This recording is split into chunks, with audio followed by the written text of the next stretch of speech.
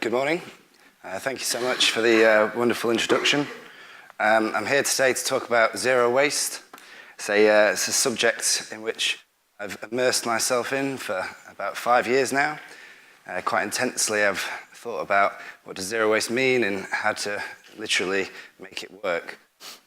So I own a restaurant called Silo. It's a restaurant in Brighton, the south coast of England, and it was 2 years ago. I opened the doors, and so it's people only know as a zero waste, and that's okay. That's good. It's a really amazing idea. It's a really amazing movement. Zero waste is the term is thrown around a lot by lots of people, and it is interesting. Like 3 years into doing zero waste, started in Melbourne. Brighton, I realised that people don't know what zero waste means. I realised that I didn't know what zero waste means, and it's the more you know. Sorry, it's going ahead. The more you know, the less you know. It's quite you educate yourself more and more and more, and it becomes very, very confusing. So sorry, I don't know how to stop that. Anyway, Silo is a brewery, a bakery, a coffee house, and a restaurant.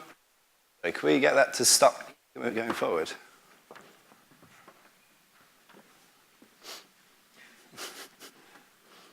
Go back. Where does zero waste fit in the future of food? How is it involved? How is it important? If sustainability was a tree, zero waste would be a branch. Is zero waste quite an extreme idea? Is zero waste, am I talking literally? Can I achieve, nothing, no waste at all? No, it's not possible. It's not possible due to a industrial world.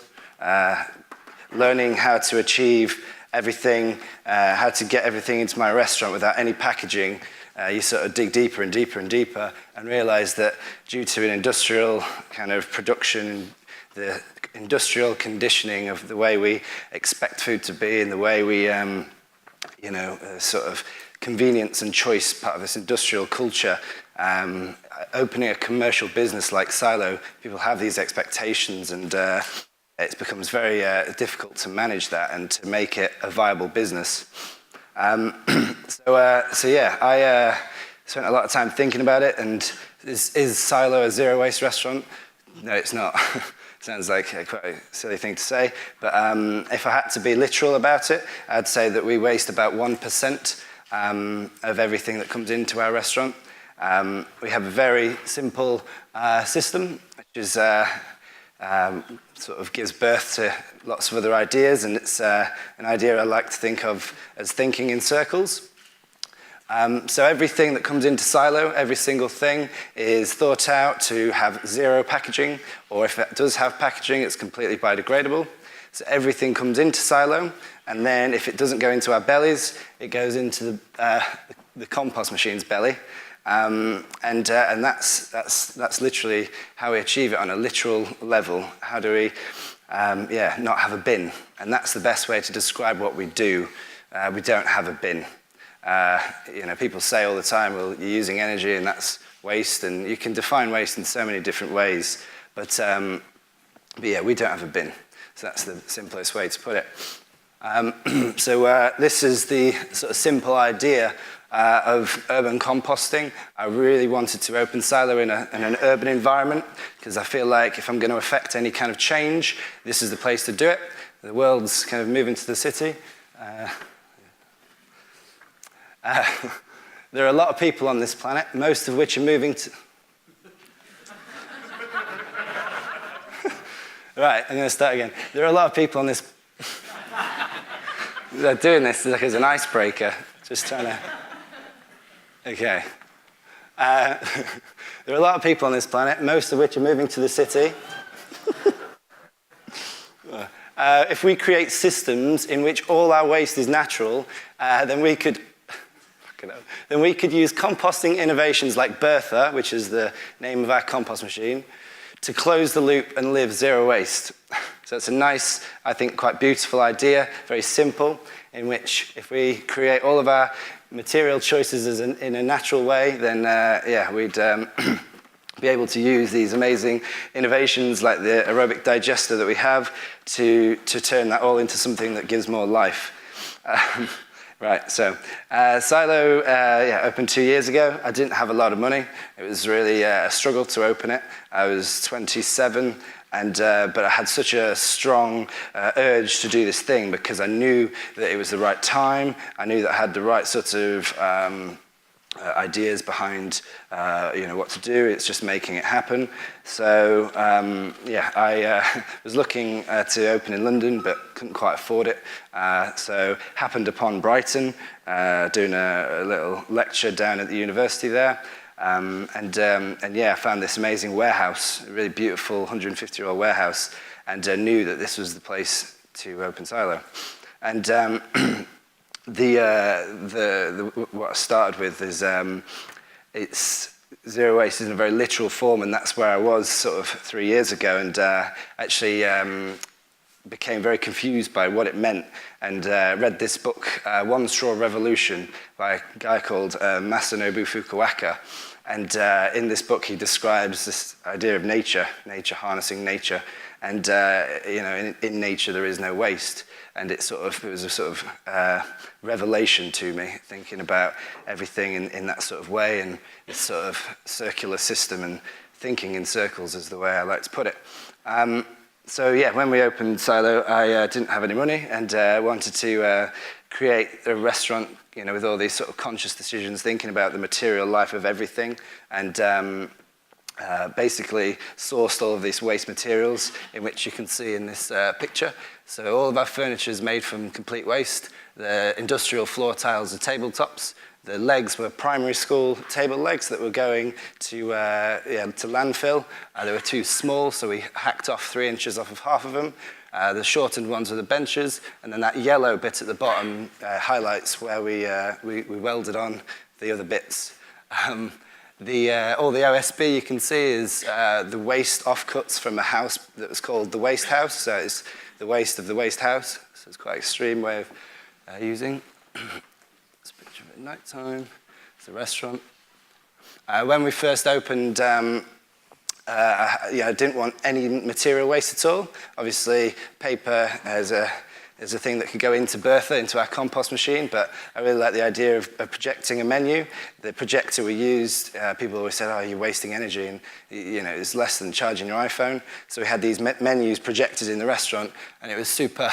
It was great because you'd be in the middle of service and you'd run out of something and you'd type a new garnish, and take in the food to a customer, and they'd be like, I'm sure I ordered partridge. I'm like, no, it says venison. You definitely ordered venison. It saved me so many times. In the beginning, we dabbled a lot with growing things. We grew mushrooms from coffee waste. It's becoming quite a popular thing. And the Brewers grew... Sorry, these slides keep going again. The Brewers, we have a brewery in the basement, and the Brewers grew some wheatgrass. It's something that we tried, but wasn't that successful. We had a good go. Just watering those mushrooms was a pain in the arse. And now it's not going. Okay, so one of the early ideas, again, with building a restaurant with no money, it was I went to this degree show at a university, and there was a student who made this very ugly bench made out of like melted plastic. Again, sort of in that desperate frame of mind, trying to open a restaurant, I looked upon this plastic melted mass and realized that, I could make plates from this. It saves me buying plates. And I sent her an email saying, could you make plates out of plastic bags? And she replied, yes. This was the first generation of plastic bag plate. This is the second. That's a little bit more refined. 40 bags going to an oven with gloves on, and it melts down, and then we glaze it in bioresin. But it's great because you can use different colours and manipulate it into a way that's beautiful. And then the third generation is like refined edges in a big, robust warehouse. It's nice to have something quite clean cut, turning something so scrappy, literally, into something very defined and beautiful. I thought was really nice, and it really represents this idea of waste is a failure of the imagination. If you, this is a problem, there's a waste material. If you understand that problem completely, there's always a brilliant, beautiful solution. So yeah, waste is a failure of the imagination. And then a stack of them. This has absolutely nothing to do with zero waste or sustainability. It's just a magnetic utility wall in the kitchen that I really liked. That's about it. It's another bit of our furniture, and turning waste into something beautiful. Not everyone thought it was beautiful, but I think these details are quite beautiful.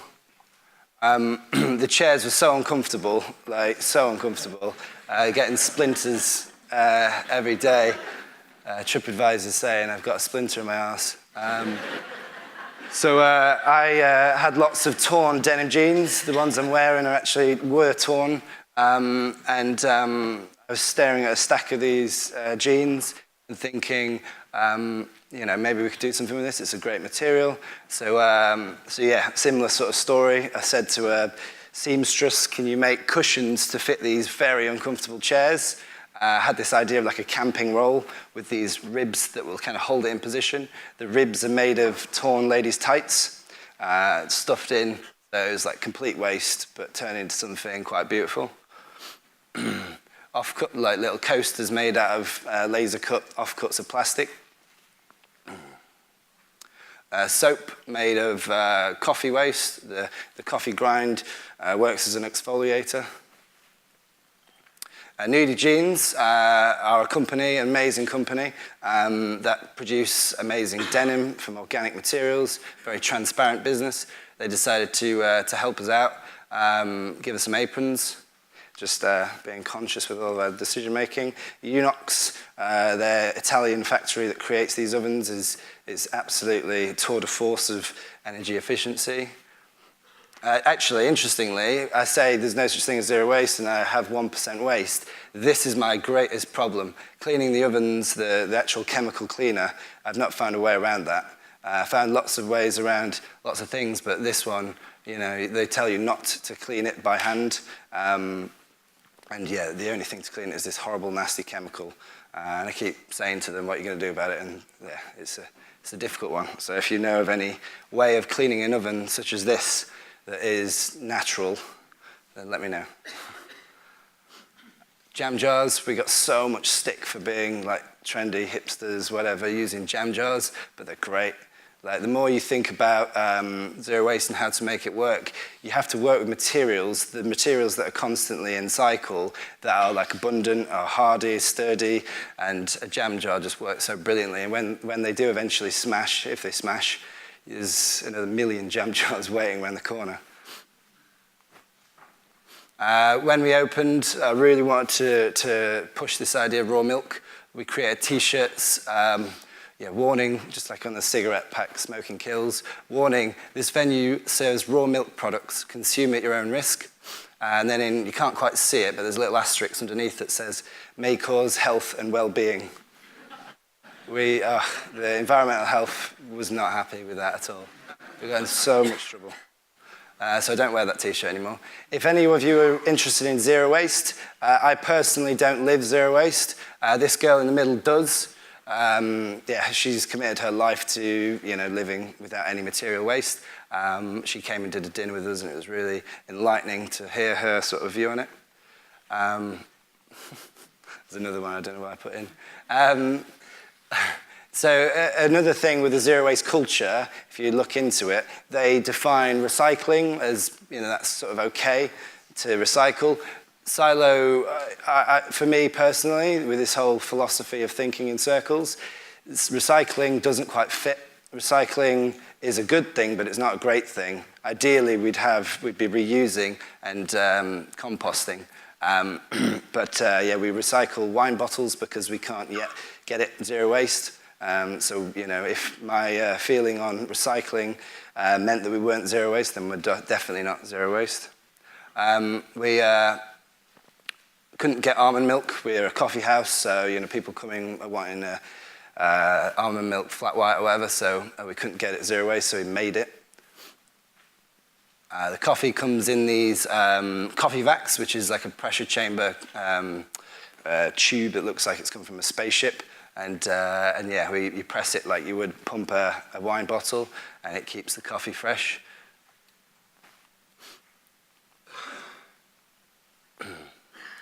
Pirate chocolate is something I'm really talking about. It's something I'm really excited about. So we sail in all of the cacao pods into Falmouth from the Dominican Republic. And my friend Abraham makes the chocolate from bean to bar. And then he comes into Silo with all of the chocolate. And so it's come all the way from Costa Rica, sort of zero emissions. But yeah, it's kind of a boring thing to talk about, so I just call it pirate chocolate because it just sounds so much better. So the bread is something that we're it's such an important thing for us. It was where the idea began. It was in Australia many, many years ago, and we at the time was just trying to get everything in without packaging. So we were making yogurt because we couldn't get it in without a packet, and butter, so we were churning butter, and we just sort of got carried away with doing everything from scratch to avoid packaging. And then we started milling flour, and the moment we sort of milled flour and then baked the bread, it was a real kind of moment, a real epiphany, this sort of flavor. I was like, what is this flavor? This is the flavor of wheat, and it's amazing how we've lost that as a flavor. And then as a model, milling flour, it really represents, it's actually the Silo logo was sort of extracted from that sort of shape, the beautiful shape of the mill, because it represents direct trade, it represents whole foods, it represents zero waste. So yeah, it was really sort of symbolized what Silo's about. These are our brewers. We have, again, very sort of small scale, nano scale in our basement, brewing, fermenting lots of delicious drinks, such as nettle beer and kefir and kvass and kombucha, all these amazing things. These are the two head brewers. In Brighton, there's there's a big hippie culture, and these two are like the most extreme hippies you've ever met, but they make some really amazing drinks. I was talking about jam jars, knowing how the supplier thinks is like know your enemy. What materials do they work in? To achieve no packaging on anything, you need to work directly with all of your producers and kind of get in their mindset, what's convenient for them. All of the vegetable producers in the south of England use these crates. So yeah, we work with those crates, so you have to work within that means.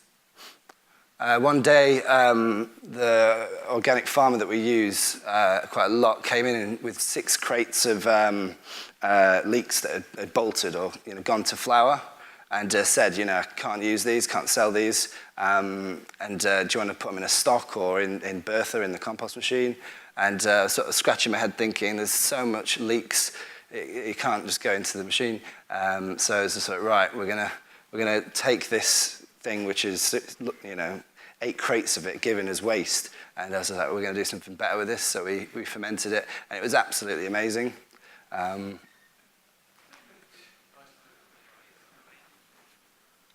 Didn't hear that. So the food, very much sort of reactionary. We react to our environment, such as the leeks. A vegetable supplier says to me, we've got this, we react and we use it as a sustainable model.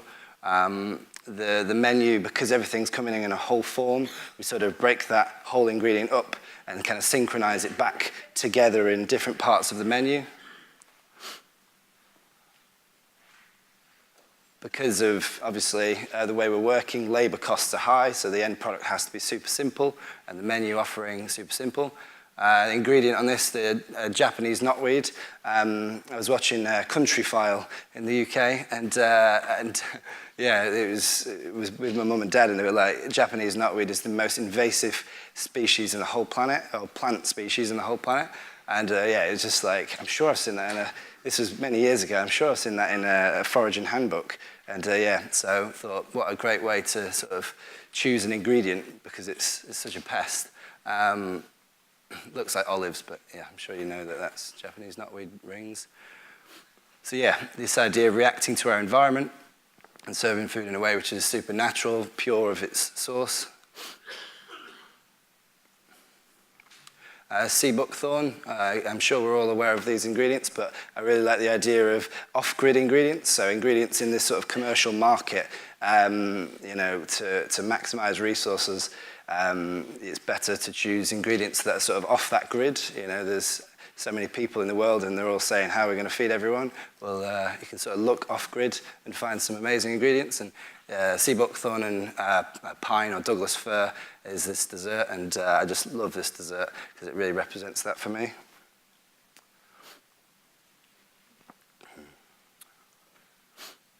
This dish is definitely my favourite dish in its conceptual form. Did this collaboration with this restaurant in Brighton, and Brighton's not a gastronomic city, but there's a restaurant called 64 Degrees, and they're amazing. They're really, you know, it's an amazing restaurant to go to, and they're very different to Silo, and it was a great sort of collaboration where we did 8 courses sort of back to back, and they were telling me they were going to be using lobster and crab and all these primary cuts. So I thought, I was driving to the farm one day, and I was thinking I need to do something to oppose that, to offset that sort of carbon footprint of their primary ingredients. So I went to this farm, and she said, oh, I've got loads of swede. Do you want some swede? And I was like, no, I'm all right for swede. It's, you know, not on the menu this week. So I drove to a second farm and said the same thing. And by the time I got to the third farm, I was very curious why they all had so much swede. And, you know, Sussex grows swede, apparently. They love swede, and nobody wants it. Nobody in Sussex wants swede, but it's such a abundant vegetable in that region. So I was scratching my head thinking, maybe this is the perfect inspiration. This is the perfect time to react. And so I did a dish of swede. It was fermented swede and a swede disc, and then we dehydrated all the trim and then juiced some swede, and then hydrated the dehydrated swede in swede juice and created this swede liquid. But yeah, it's definitely something. It's like a reaction. It really represents what we do at Silo. But it sort of brings me back to the whole idea of thinking in circles. The way in which I've been, you know, for 5 years thinking. I've conditioned myself without knowing. I've been conditioning myself to think in a way which is, I guess, quite conscious and you know, thinking environmentally, and the way in which I couldn't figure out for so long why I was repelling this idea of recycling. I didn't know the statistics, but intuitively I felt like this is not zero waste, this is not right, and all these sort of zero waste people, you know, living zero waste and talking about it were very much inclusive of recycling, but it never really felt right to me. And I was one day looking at these closed loop systems, you know, within the industry, and just realizing that recycling sort of spins off of that sort of closed loop idea.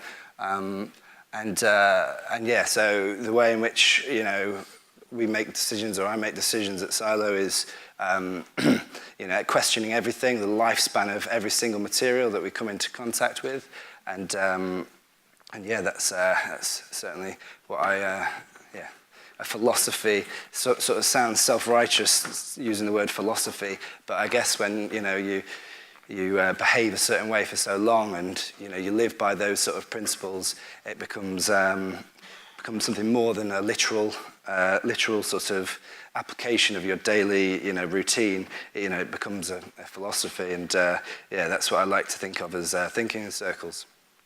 Cheers.